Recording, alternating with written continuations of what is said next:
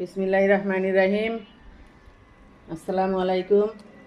আমি যে মাছের ডিম ভেজে বড়া মতন ভেজে আমি জলপাই দিয়ে রান্না করব। এতে ঝাল, পেঁয়াজ, রসুন, লবণ, হলুদ, আদা সব রকম মশলা দিয়ে এবার মাখিয়ে নিয়ে ভেজে নেব। সামান্য একটু চালের গুঁড়াও দিয়েছি, দিলে মচমচে হবে।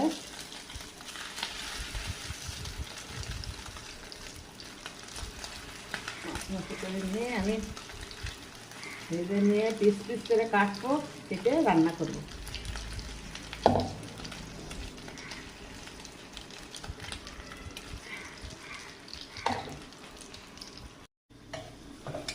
পেঁয়াজ রসুন ভেজে নিচ্ছি আমি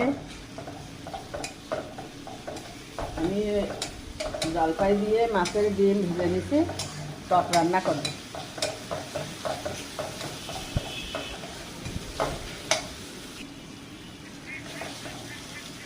আমি মশলাগুলো সব দিয়ে দিলাম, দিয়ে ভেজে নিয়ে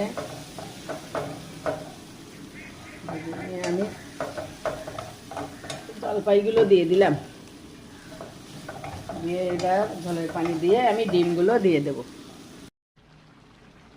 ঝোলের পানি উতলে গেছে, এবার আমি ডিমগুলো দিয়ে দিচ্ছি।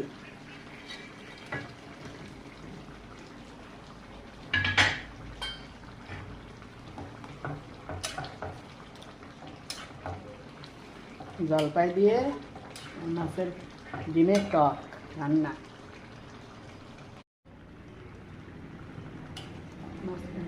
মাছের ডিমের টক রান্নাটা আমার হয়ে গেছে জলপাই দিয়ে। রান্নাটা কেমন হলো কমেন্টে জানাবেন। সবাই একটু লাইক কমেন্ট শেয়ার করবেন। আল্লাহ হাফেজ।